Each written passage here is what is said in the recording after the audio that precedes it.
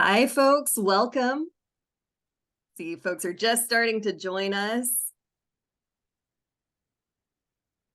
We have a great panel for you tonight, and we're wishing you a very happy middle of your media literacy week. And are really excited to get into sharing a little bit about media literacy and mental health with some resources from incredible educators who have been doing this work for many, many years. We're going to wait for a couple of minutes while folks trickle into the room and get started then. But please take a moment to look at this little yellow box on your screen, open up your chat, and let us know. Just in case you were checking, I'm enabling chat for everybody now. Let us know your name, where you're coming from. You can share your pronouns if you'd like to. And today we're going to be talking about mental health and thinking about how we can process all of the really difficult things that are going on in the news with our students and for ourselves. So we'd love to just ground ourselves today in something that has been bringing you joy lately. So if something comes to mind, please share that. My name is Hannah. My pronouns are they, them, and I'm coming to you from my home in Washington, D.C. today. And I work for the Pulitzer Center. And something that's been bringing me joy this past week has been kiwi berries. I don't know if anyone is familiar with the kiwi berry. I see Michelle nodding, but it's a fruit that I just found out about last year, but it has a very brief season in my local farmers markets, but they are like tiny kiwis and they're delicious. But I would love to hear the voices of all of our panelists before we get started today. And I'm just going to go in the order I see on our screen. So Lisa, would you mind sharing? Thank you, Hannah. I'm Lisa Holewa. Pronouns are she, her, and I'm joining us from California, San Mateo. Something that brings me joy. I'm going with your farmers markets because I'm telling you the fruit's all so delicious right now. So I love it. I have never tried a kiwi berry, but now it's on my list. Thank you so much, Lisa, for being with us today. Can we go to you, Sojourner? Yes, my name is Karen Sojourner. I'm coming to you from Kansas City, Missouri. My pronouns are, I don't really use them, but you can call me she or her. Something that has brought me joy recently is a student was very excited, this was today, about sharing a horror film with me. It just kind of came out of the blue and he wanted to show me the trailer and everything. And I told him I would watch it. And it just felt really good that he made that connection to something he really enjoyed and he wanted to share it with me. Sojourner, can we ask what the film was? Do you remember? Legion. I'm adding it to my personal list for the season. I don't think it's that like scary or horrid from what I saw in the trailer, but I'm going to be watching it this weekend. Appreciate you. Yes, bringing the horror into the room. Sometimes we just need like a little scream into the void. That works too for our mental health. Michelle, can I pass it over to you? Hello, everyone. I'm Michelle Dueñas Mowery, and my pronouns are she, her, and I am in my son's room, who doesn't live with me anymore, in Chicago, where the weather is terrible right now, raining all day. What brings me joy is when I got home today, I had a note that I'm sure my grandson didn't send, but my grandson is 5 months old, and they sent me a Halloween scary footprints of his and something he kind of drew with his hand at 5 months. And that was just like so cool to get when I got home from school today. So that was very joyous. Thank you, folks, for sharing so much, and love to see these coming into the chat. We have that enabled now, so if you weren't able to use it before, please hop in there and let us know who you are, where you're coming from. We'd love to connect with you too.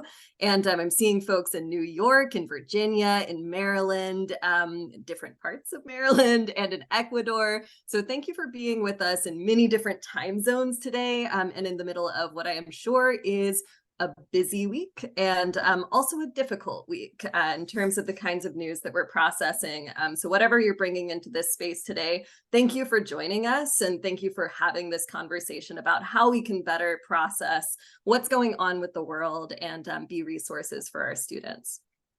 This is what our agenda looks like for today. We've just done a little bit of warming up. Hopefully you're starting to feel like you're getting into a groove, but please take care of yourself. I hope you have a big bottle of water near you. Eat while we're talking, do whatever makes you feel comfortable. And what we're going to be doing today is talking a little bit about why we need to talk about media literacy and mental health in conjunction together. So we're going to start with a little introduction to what we do at the Pulitzer Center and how we do how we frame that kind of work as part of our education work around media literacy and global issues.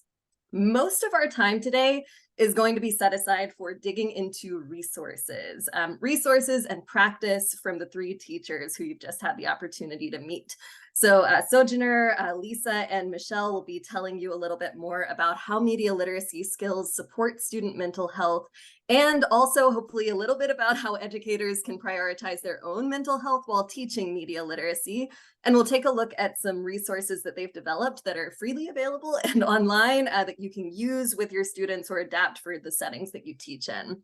We also have time set aside for question and answer. So please, anytime there's something that you want to ask our panelists, feel free to throw that in the Q&A box at the bottom of the screen, and we'll make sure that we get to that in our last 15 minutes. And we will have a short closing where we'll share a few more resources. We will be sharing out the slides after today and the recording of the presentation. And there will be a short survey, which we ask you to fill out, both to help us measure impact and understand how we can make events better, and also to get those professional learning unit certificates, since that's how we'll be sending those out afterward. So let's start with a short introduction to the work that we do at the Pulitzer Center and how we think about that in the context of media literacy and mental health. So broadly speaking, the Pulitzer Center is a journalism organization, and our mission is to champion the power of stories to make complex issues relevant and inspire action. And that's how we think about our education work as well. We're thinking about how we can take raw journalism and fantastic reporting that journalists have done around the world and help to make those issues connect with students and help them feel inspired to take action on what they're seeing in the news. We cover all kinds of different global systemic issues and think about how all of these issues can be united by the kinds of underlying causes that give rise to the things that we see in the headlines on a day-to-day basis. What we find in different studies of how students interact with the news is that there's actually a lot of optimism about what news can be and can look like in our lives. Students often tell us that they feel more knowledgeable and more prepared to engage in their communities when they're following the news. They might think that news is important to a democracy, but they're also reporting obstacles to staying informed.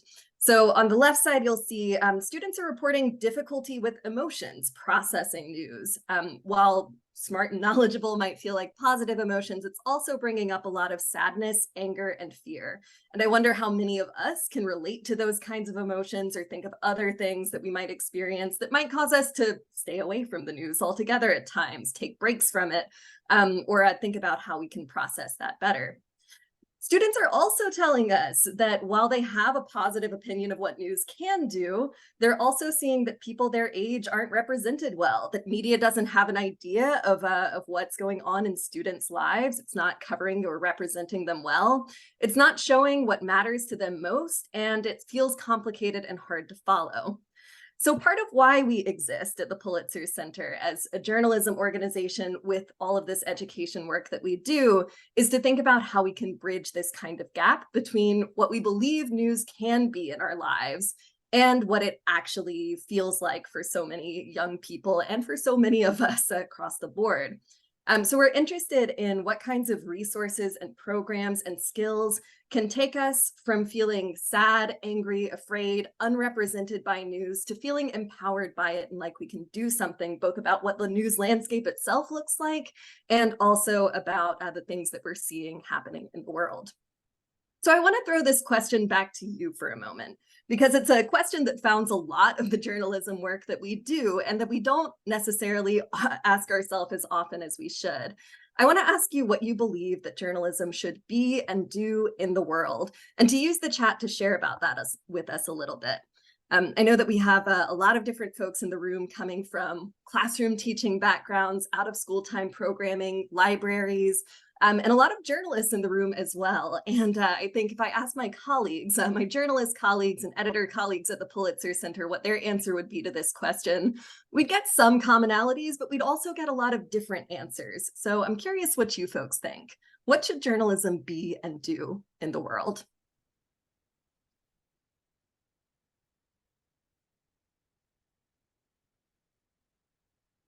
We're going to hold about 30 seconds for that. And please keep your chats open so that you can see what other folks are sharing. Some folks are also just sharing with hosts and panelists, so I'll share. Kathleen says it should reveal the truth.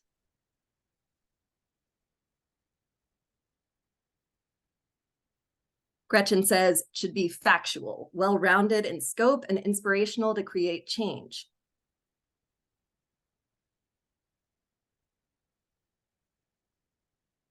Karen says, journalism should be reflective of what is going on in the world around us. It should be informative. It should help us know and grow.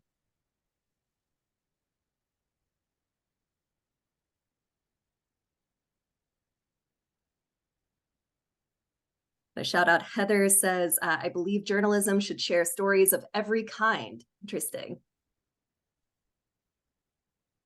I'm seeing a lot of that word inform, illuminate, enlighten, information, factual. So I think that we're having like some agreements about what journalism should look like. But there are also some differences here and some different perspectives on what journalism can look like. So please take a moment to look at the different opinions and the different perspectives and relationships to news that we're bringing into the room right now. This is not the answer. It is not even the Pulitzer Center's answer to journalism, but I want to share the American Press Institute's quote on the power of journalism and the purpose. They say that the foremost value of news is as a utility to empower the informed. And this is a quote that we can debate, right? It's not the answer, but it's an answer to what the value of news can be. But this is what we're thinking about at the Pulitzer Center when we talk about the ladder of our education mission, taking students from looking at a news story to feeling curious about it, feeling informed by what they're reading, feeling empathetic toward the different issues, people, and places in the world that they're noticing, and starting to get engaged in the issues that they're connecting to. So we're curious about what can be done to move us from a place of isolation, a place of feeling placid about the kinds of things that we're seeing, into a place of feeling active and empowered by the issues that we're connecting with.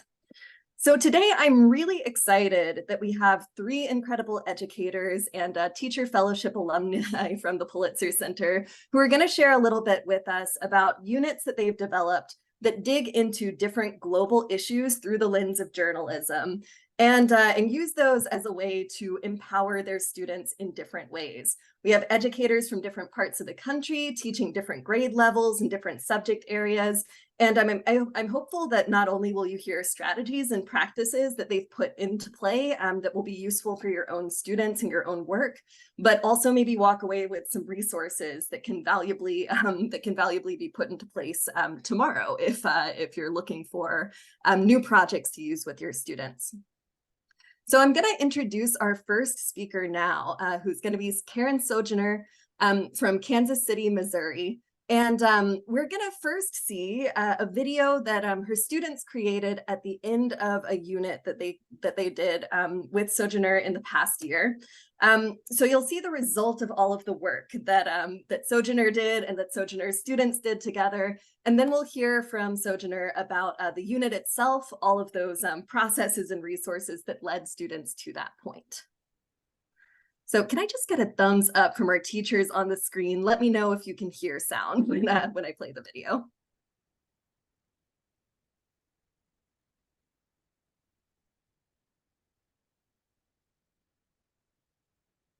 No sound, folks, bear with me. Thank you for being in this Zoom world with me. Let's try that again. We need to hear these students' voices. Recipes for healing. Table of contents consists of depression, anxiety, self-image, PTSD, isolation, and miscellaneous. Depression and anxiety. Multiple students have participated in the creation of this book. This is one of many examples. This is one of my illustrations. Recollect, take time to think positive, reach a schedule, and realize that life isn't stress-free.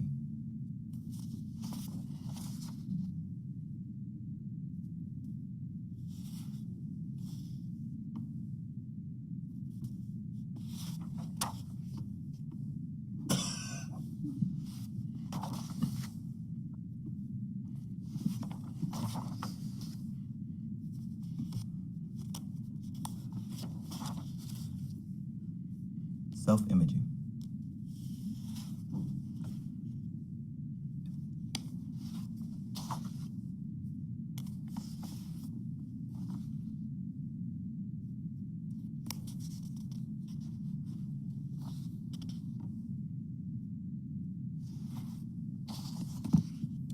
PTSD.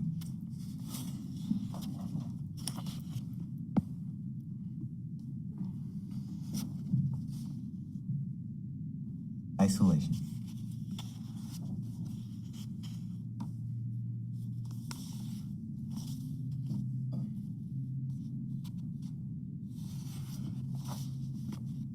And miscellaneous.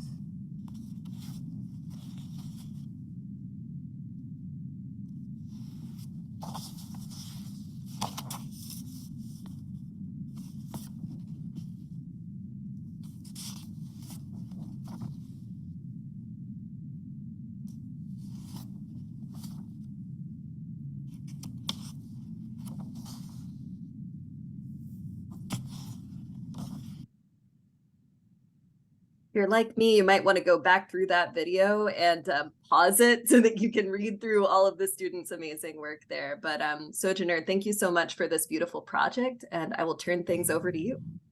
Sure, thank you. It was very daunting for me to actually see this on video. Of course, I have the actual project here with me. This is true. Teachers become great actors and great actresses, and we come to work when we don't feel like it. And we're listening to, when we don't feel like it, and we're listening to a policy that doesn't make sense, and we teach anyway. This is a quote from Rita Pearson, and you may not be able to see this, but I'm going to read it to you. This is written by a student. This is in response to, as we were constructing this project, I didn't just have the two students sit down and start writing. It was a whole process where they got a chance to do some reading, writing, watching films, and discussions. And this was in response to a film that we watched about a young lady that was homeless. What connections can you make between this film and your own life or your experiences?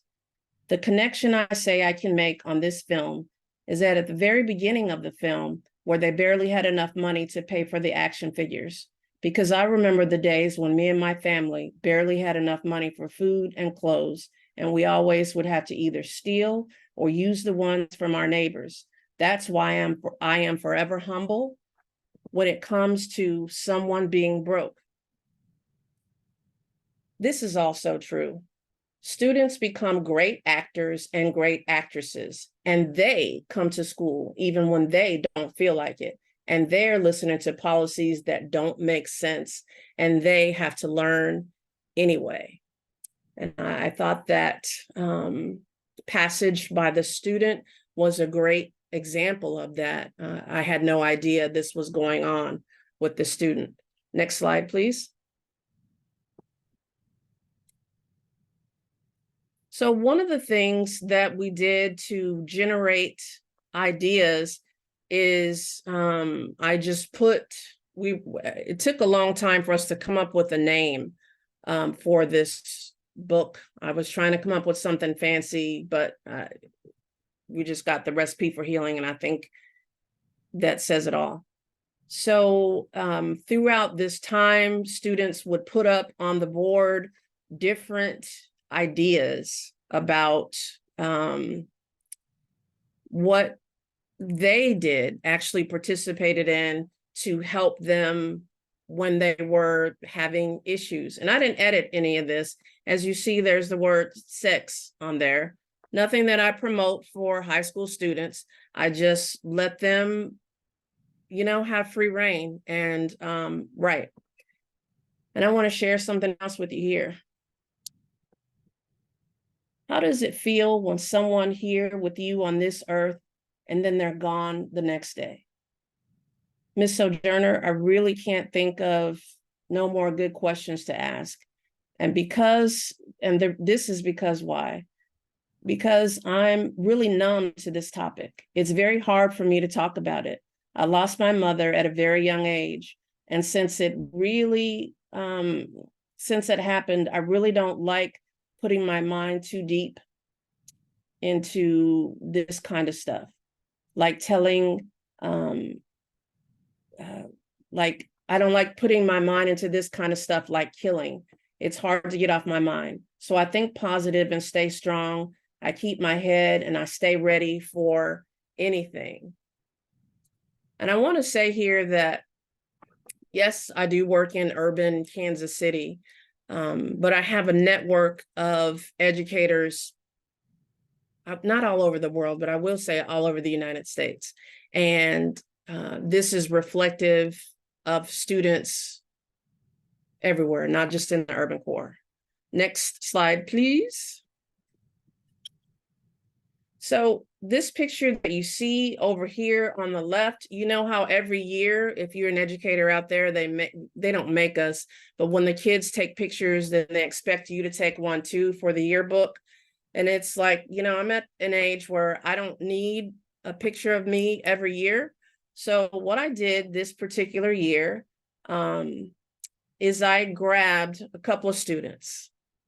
And I will say that since I did this, they no longer allow this, but I grabbed a couple of students to be there in the photo with me. And I've had this hanging in my room now for a few years. And I just like that. And one of the things that I really like about that is kids will come up and say to me, "Is that your son and daughter?" And no, it isn't. Those are that's me there on the end with the glasses on. I won't fool myself to think I look that young, but the students are the other two. I'm the one in the glasses.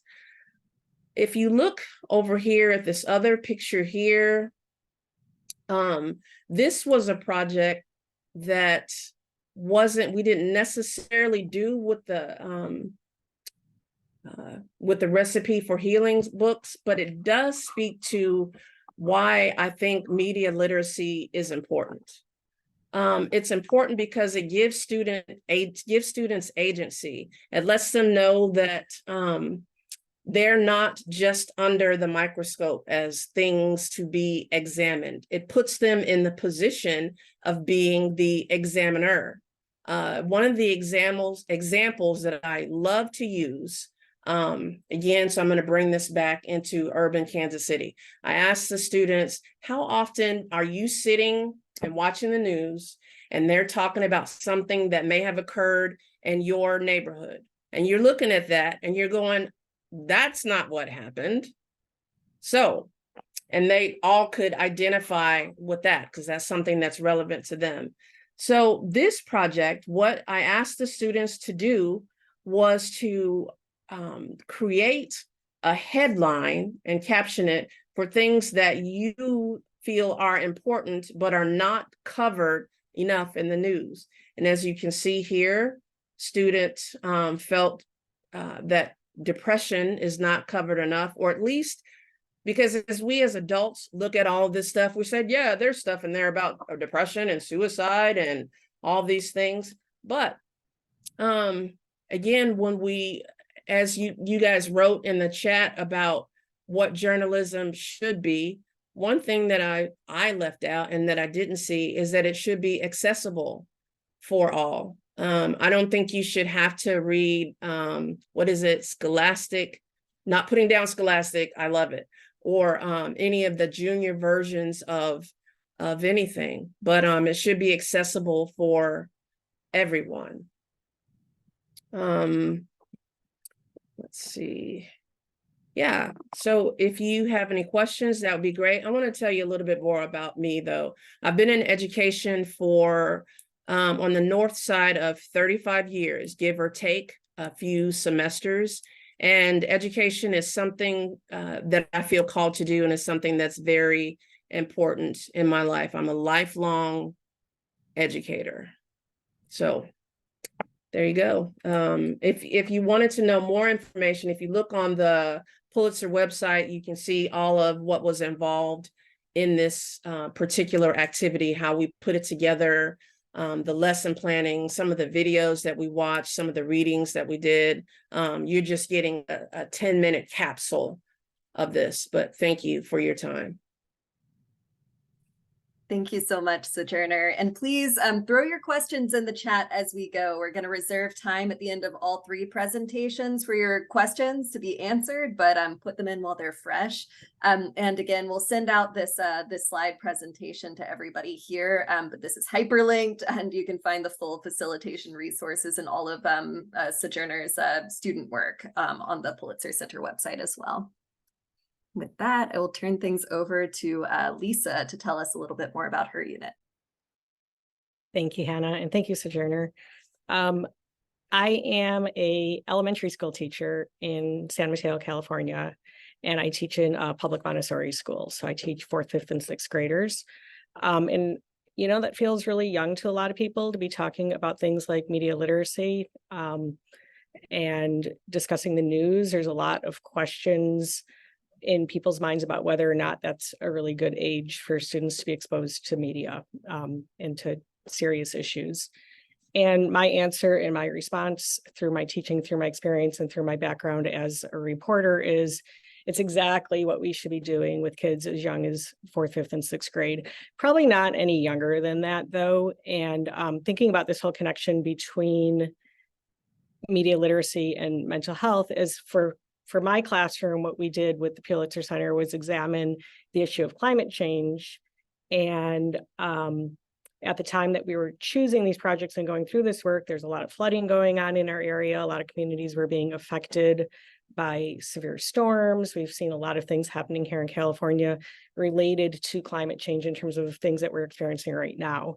So we kind of wanted to take a step back from what we were experiencing here in our community and see what was going on in other areas of the world. And at the time, we had just finished reading a really great novel that was set in Pakistan. So when we found these news articles through the Pulitzer Center about some historic flooding in Pakistan and the impact there, it was a really great entry point for us into this whole issue because it was an area and a region that we connected with and wanted to learn more about. It brings me for a second back to Hannah's question to start about what is the job of journalism and what is the role of journalists in our society. And what we talked about as a class and what we really have tried to live as a classroom is that journalist reporters are there to be the eyes and the ears of the people who can't be there. So in this case, we couldn't go to Pakistan. We couldn't learn about the flooding and the issues that were going on. Thankfully, there was a great reporting team sponsored by the Pulitzer Center that was able to bring those stories to us and allow us to connect with that community. So we turn that into our job, being able to share what's going on in our community for people who aren't able to experience it. And we talk about the same kind of things, like, we're seeing a lot of death of local journalism and how that impacts things like who's going to be at that school board meeting for us, who's going to be reading those police reports for us.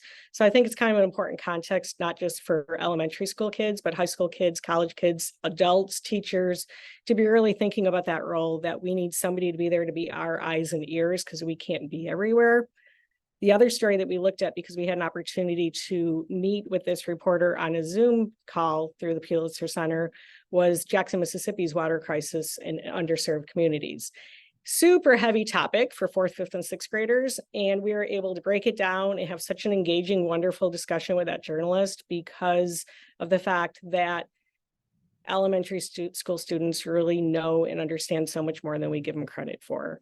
So we really do need to move away from this idea that we should be protecting students in this age from what's going on in the world and really showing them how to engage and how to be a member of a community. And that was kind of what we focused on in here.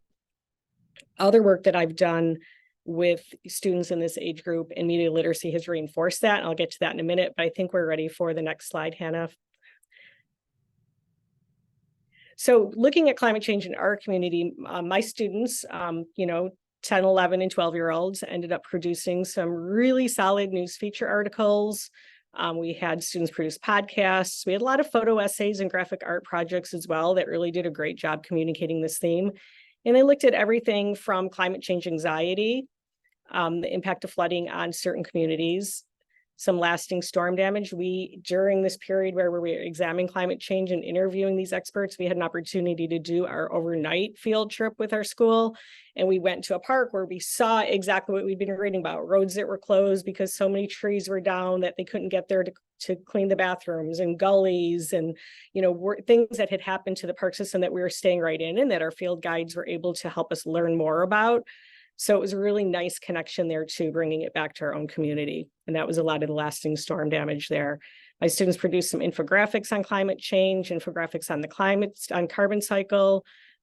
Students produced a really wonderful booklet on some countries that are actually in danger of disappearing, I think by the year 2027 due to climate change, comic strips. And I know that Hannah's going to share that link to that website with you all, but I think it's really important for us to take a look knowing that these were 9 through 12-year-olds who were producing this work and what they're really capable of doing. That was the story about climate change and climate change anxiety, which we're just at on the website, was actually one of the most powerful things that we did as a class in terms of this, because we're talking about this impact of mental health on media literacy. And when we start learning about the world, it really does provoke feelings of anxiety, not just in adults, but in kids too, or vice versa. So we managed to track down an expert whose organization focuses specifically on climate change anxiety, the impact of climate change anxiety on young people. So we did a Zoom interview with her as well. And it was shocking to me, mostly in terms of my stupidity for not thinking of that sooner, because it was such a powerful part of our project. And it was something that really then opened the floodgates to students being able to come up with their own ideas and do their own work.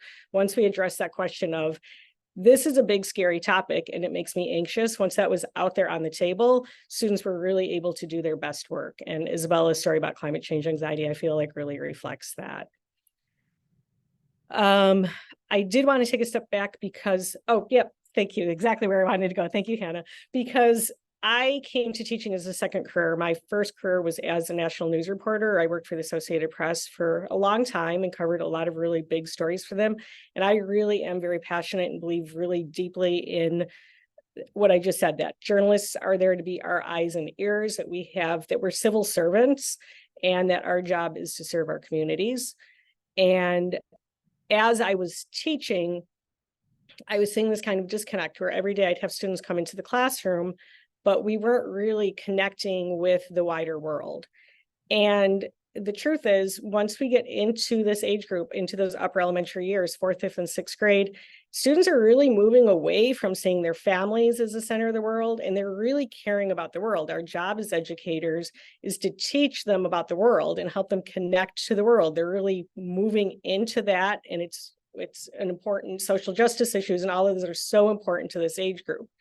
So media literacy, us talking about what's going on in the world, us finding reputable news sources, understanding how to gauge what's reputable, what's not, how to read a news story, how to understand the context, really helps give students that connection. And we don't need to be experts at it to get started. I started in my classroom, it was probably 13 years ago, when I just picked up the newspaper that day and said something along the lines of, oh, it was first Ukraine invasion. And I said, Ukraine is burning, and here we are just horsing around here, because the students were really off track. And we started just reading news stories, and it felt so overwhelming. At first, most of us didn't even know where Ukraine was and what the history was. And we were able to build up to the point where we were able to every day pick up the New York Times and discuss a news article and understand what's going on in the world. And it made the students feel so much more powerful and so much more connected to their world. And more importantly, it made them feel connected to their own families, even, because so often our kids are going home and their parents are asking them, what did you do at school today? And they're like, nothing. And they don't really have anything to talk about. And suddenly the kids are saying, well, we learned about this zoo in Washington where they're debating panda privilege and whether or not insects or mammals are more important for us to give our money to. And the families were able to have those kind of conversations, and the students were able to have those kind of conversations. And it really did help connect the students more to their own power and lessen a lot of their own anxiety around the world. So we've got a quote up there from Isabella's story about climate change anxiety. And I feel like it's an important thing. It was an important thing for us to hear. And it's an important thing for us to have these conversations with students, even that we think are too young. I want to hear some voices from some of the students, if we could go on, Hannah, from some of my students from that very, very, very first group where I just picked up the newspaper and we started talking and learning together. Afterwards, when they were just about to graduate from elementary school, so they'd been out of my classroom for about 2 years, I had an opportunity to go back and talk to them about what those news meetings meant, what they liked, what they didn't like, how they worked for them.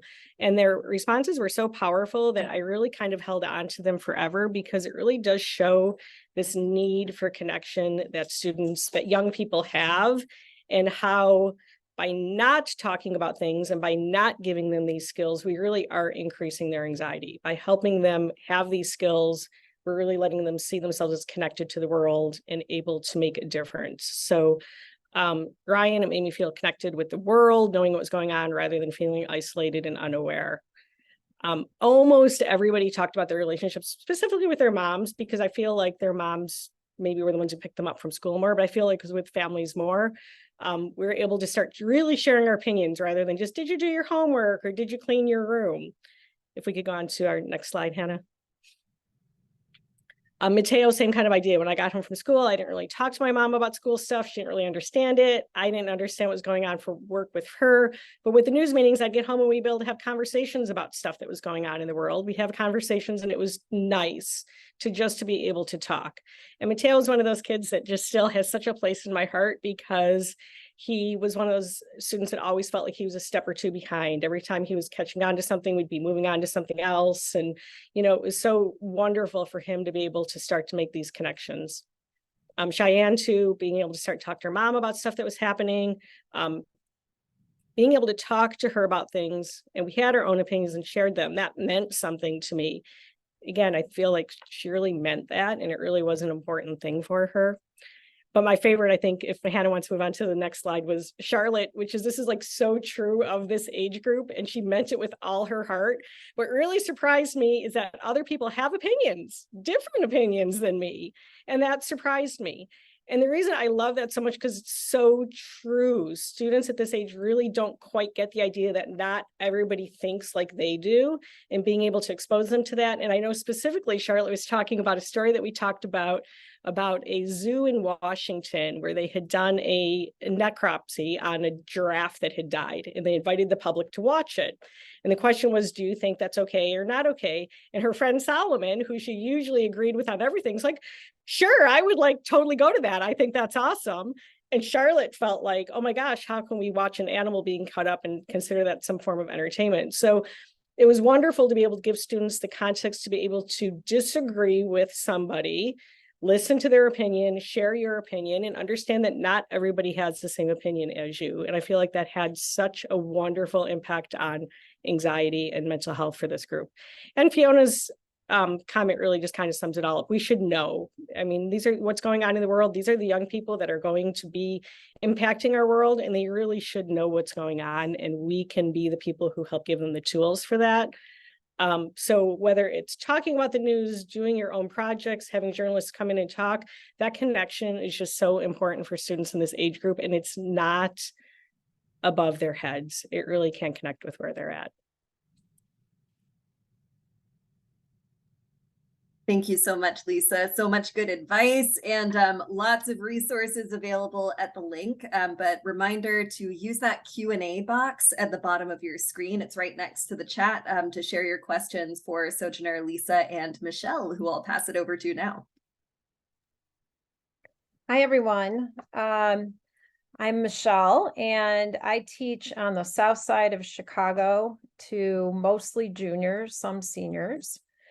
And we are a selective enrollment school, which means students have to test to get in. And they can live anywhere in the city, but almost all my students live on the south side of Chicago, which is something they're worried about their environment a lot on the south side.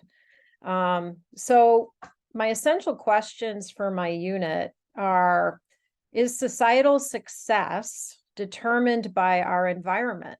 So where we live, what's around us, and then how do underlying systemic issues influence how we think about our own lives and the lives of others?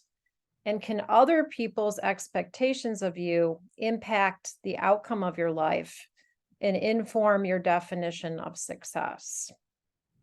And let's skip to the next slide. This was just kind of an overview of my unit.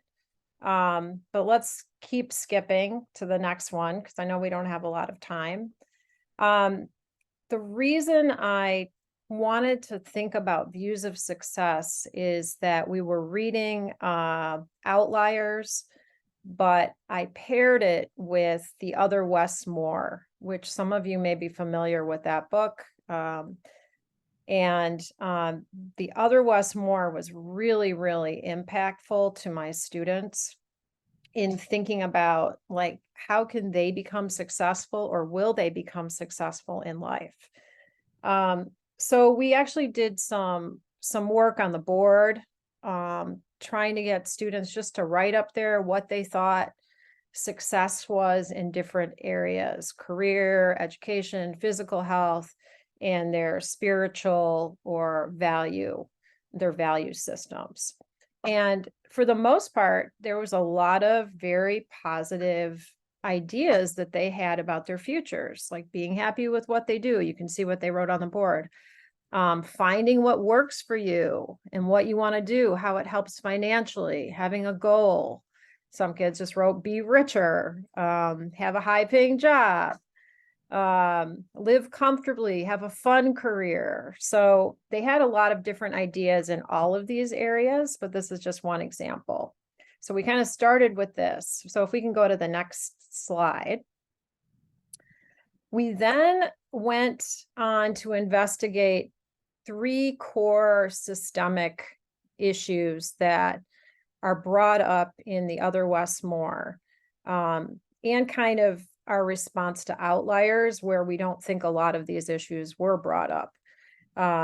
So my students started to investigate using underreported stories from the Pulitzer Center, a lot of different stories that I gave them as resources.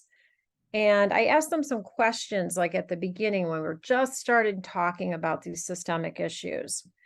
So why are you curious about this systemic issue? I had one student say, it's very disheartening. It's so sad because the system is supposed to work this way. So technically, nothing is inherently wrong with the system. This is why change doesn't really come, because the people who set up the system centuries ago set it up to be like this. Number 2, look at the areas of your own life that we discussed in class on the first day of the unit, which was what you saw on the board, the whiteboard. How does this systemic issue relate to you or to someone you know? I think about the place I go to school. While it's a top school, it's located in Roseland. Homeless people on every corner. It's dirty, underfunded, and impoverished. Not only does this scare parents and students away, it also puts a stigma on our school, inherently affecting our education. The amount of violence that is in it is absurd, but no one is being held accountable. How can we learn if we're worried about someone shooting up our school? So the next slide. What did you already know about the issue? What new information did you learn? I learned that it's working as intended.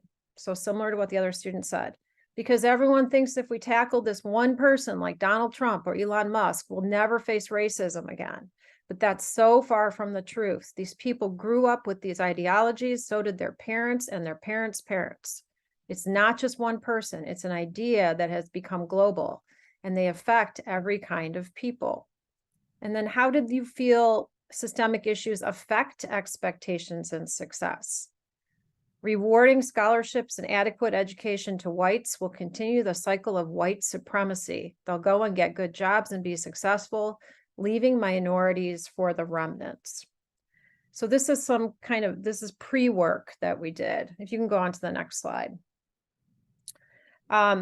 So after we did this kind of pre-work, we read particular articles about through those 3 different categories from the Pulitzer Center, as well as some other videos and articles that I found.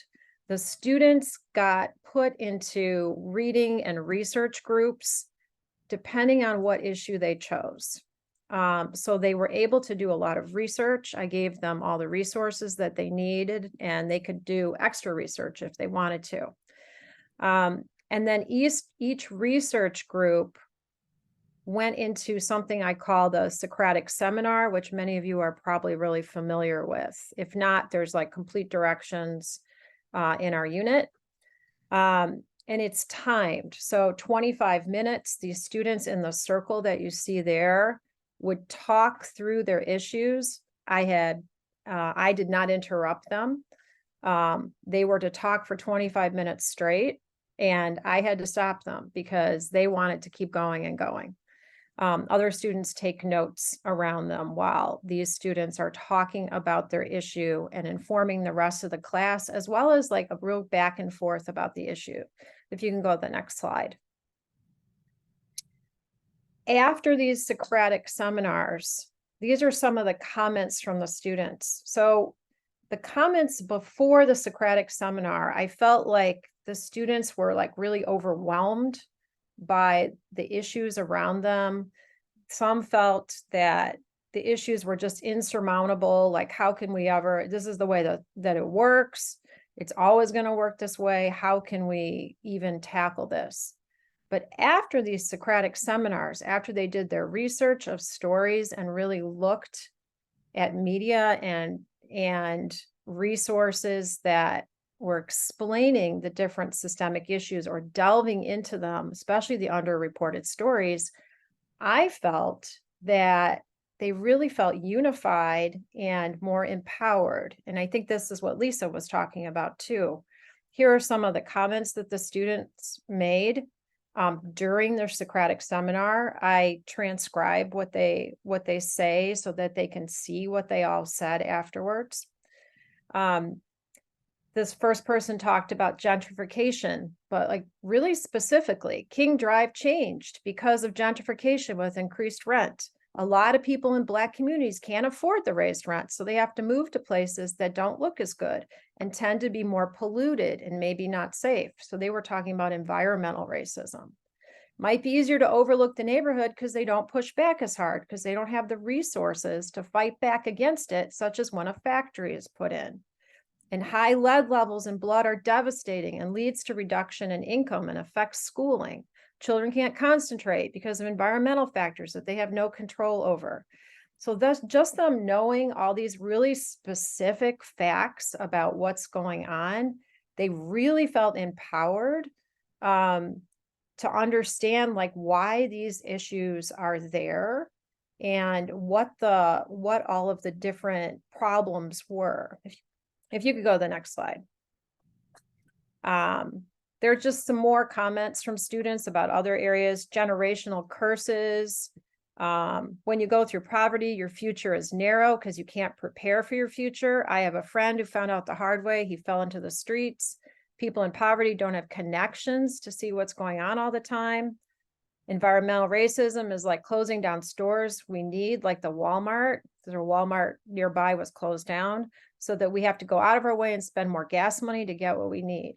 Very specific things that they started talking about together. We can go to the next slide.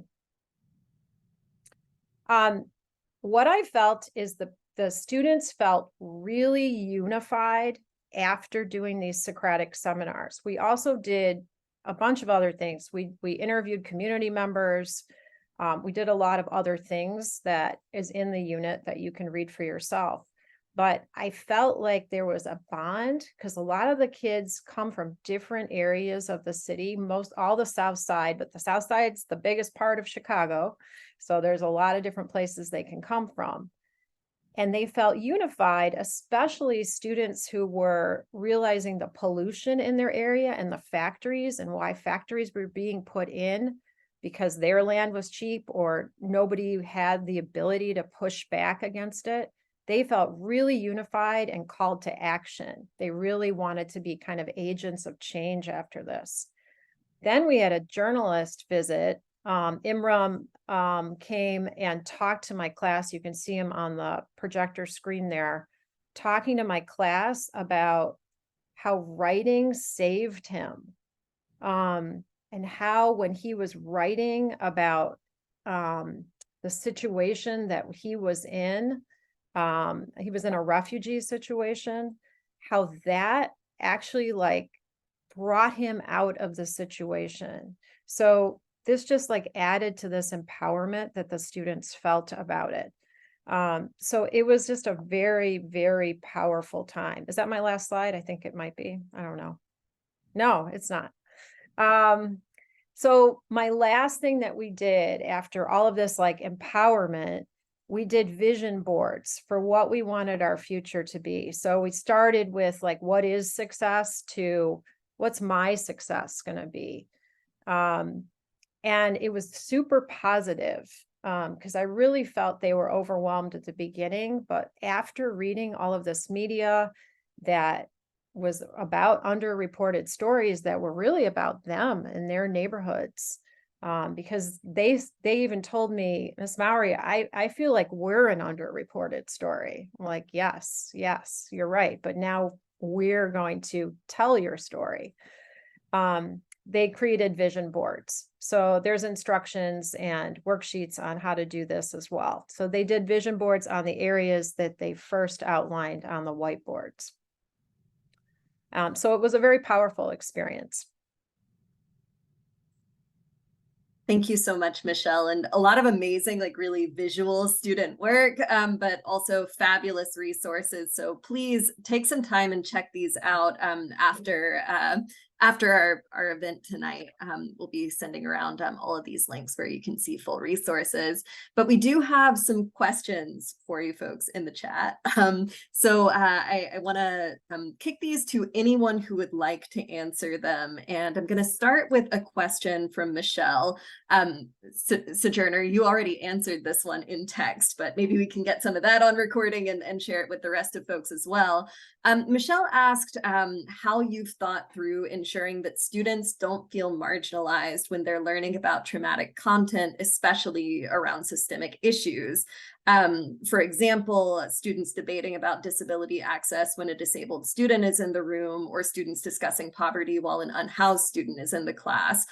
So thoughts about differentiating for your student population and supporting students who might have known or unknown to you traumas and that they're bringing into the space.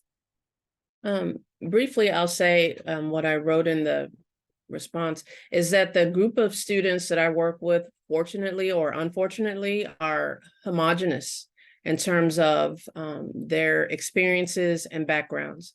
And as you can see, there was the one narrative that I read to you was something from a student that I was not familiar, that was their situation. So how I handle those sorts of things is my classroom is a space of safety. And pretty much the group of kids that I work with, they're very respectful of one another.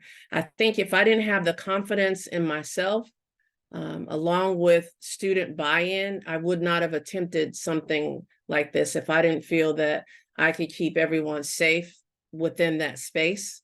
I mean, we went a lot deeper than the artifacts that I have shared with you. So I hope that answers that.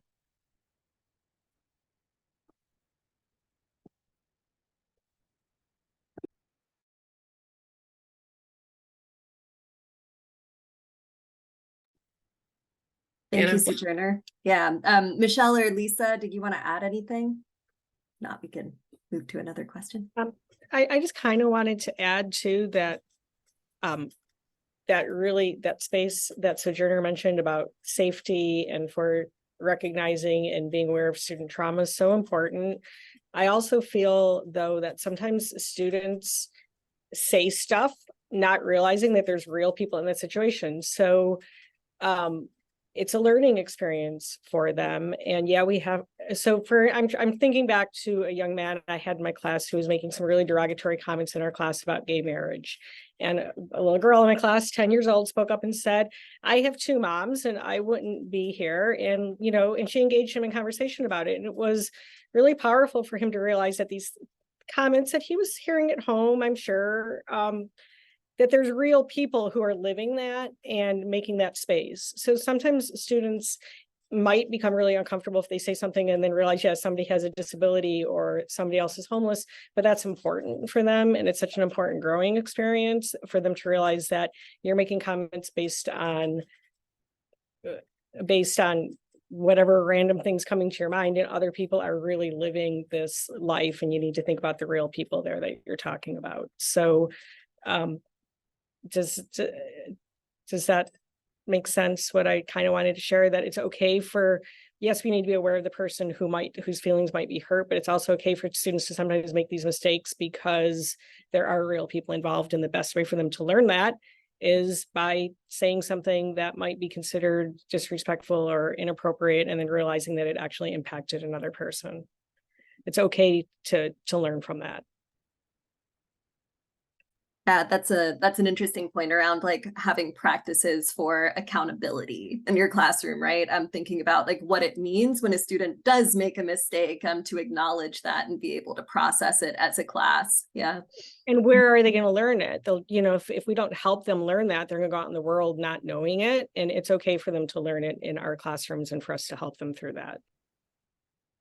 Michelle, I saw you unmute. Yeah, I'm going to agree with Lisa, with both of you as well. And I think it's really important for us to create environments where it's okay to be uncomfortable.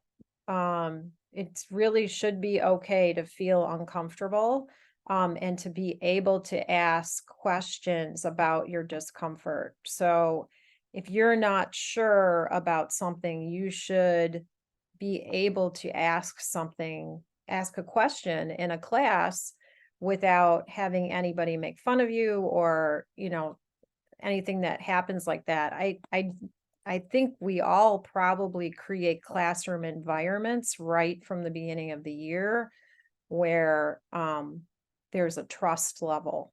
I think trust is really important in a classroom, and it's a very safe space. I found in this unit in particular that students showed a lot of empathy towards each other. They understood, even if they didn't live in certain areas where we were talking about environmental racism, they felt empathy for their classmates because of this trust level and safety in the classroom. Thank you folks so much for sharing. And I know we're running short on time. We may go about 5 minutes over, folks, and we understand if you have to go.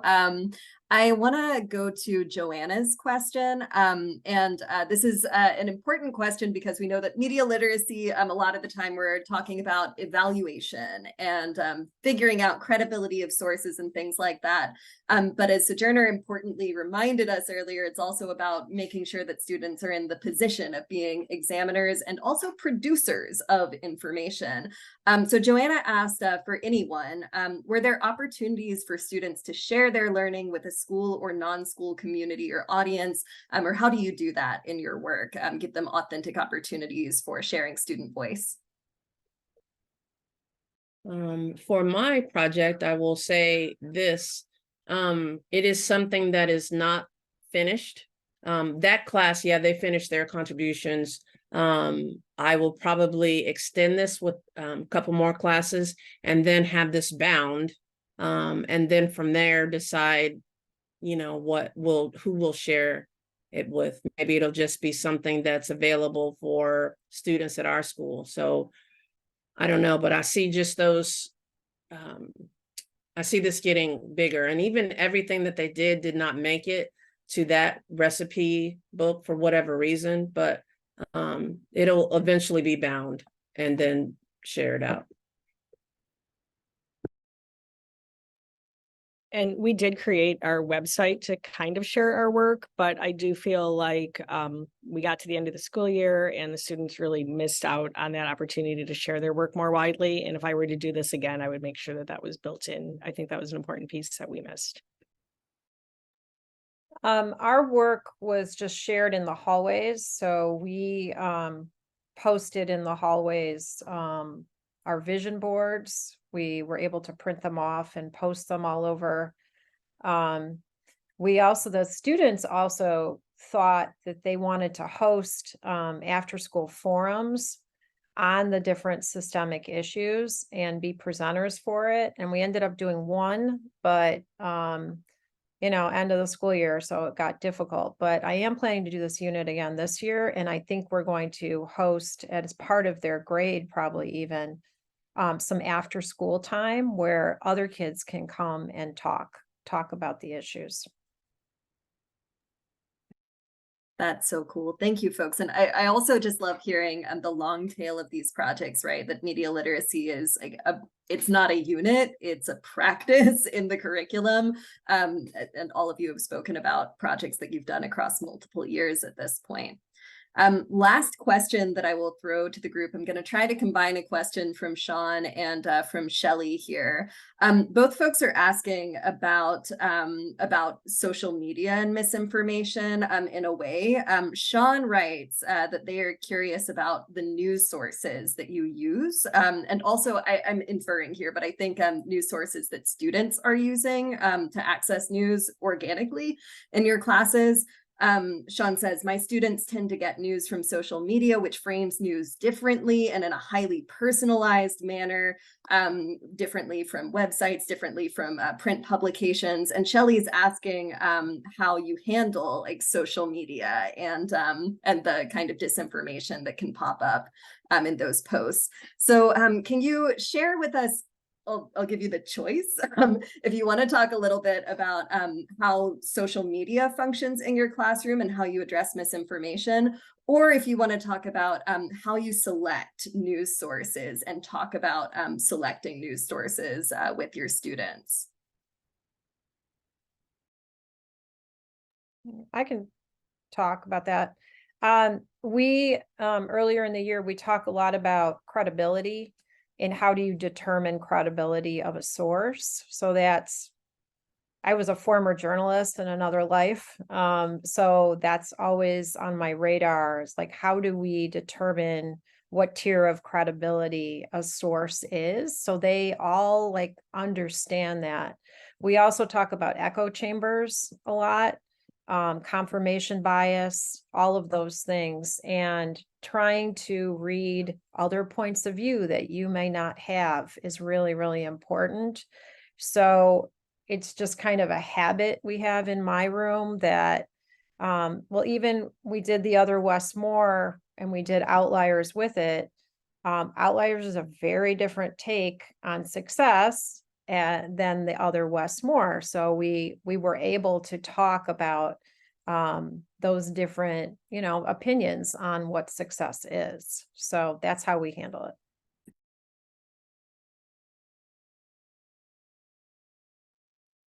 And I'll say I do try to guide my students as much as possible to more old school media. Like we're going to be reading New York Times, Wall Street Journal, Washington Post, looking at NPR, looking at, PBS, because I feel like the students are able to access the social media really well on their own, and I want to be able to expose them to some other things. Now, that's not to say there's not some great social media journalists out there. There really are.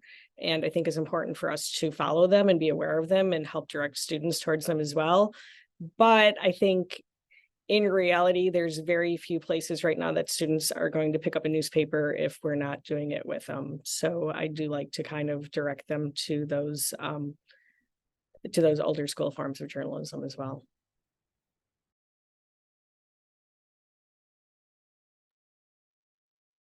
Thank you folks so much.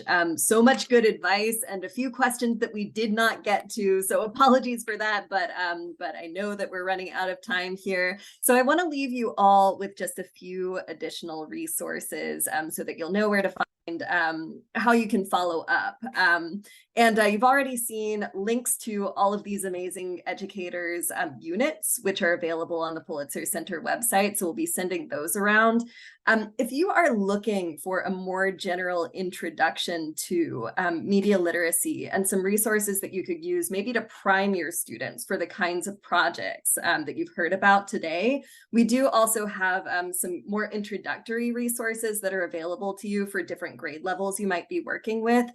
So encourage you to check these out. These are both, they're developed by our Pulitzer Center education team, but accessible on the app Mizzen, which is a fabulous app to make resources accessible to, in particular, out of school time educators, but it's accessible across. Definitely encourage you to check those out. Those cover topics like how you can think about the purpose of journalism, some of those activities that we did early on today, thinking about our own biases and the bias present in journalism and how to work through those, and how to respond to news stories and raise awareness about issues that we care about. So you can check those out on the Mizzen app, and we have links to those in these slides.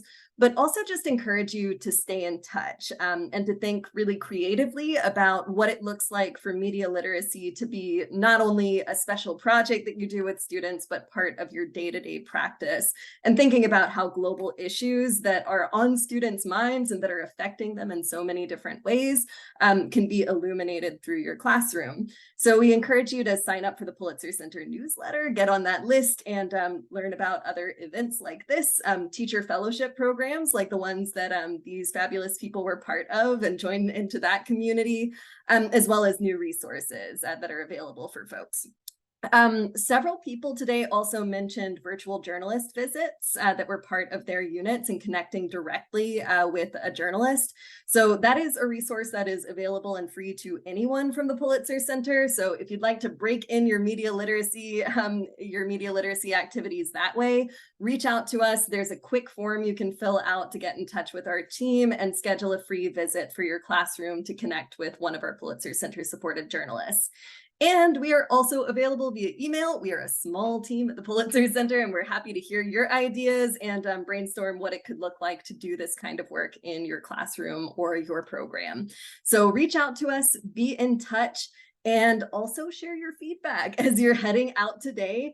Thank you so much for being with us. We're really grateful for all of the time that you've shared, and please let us know if there is anything that we can do for you after today. So be in touch. Thank you so much to our three incredible panelists, and we're gonna go ahead and say goodbye to you now. Thank you, Lisa, Sojourner, and Michelle. Thank you so much. Thank you, Hannah. Take care, everybody. Bye-bye.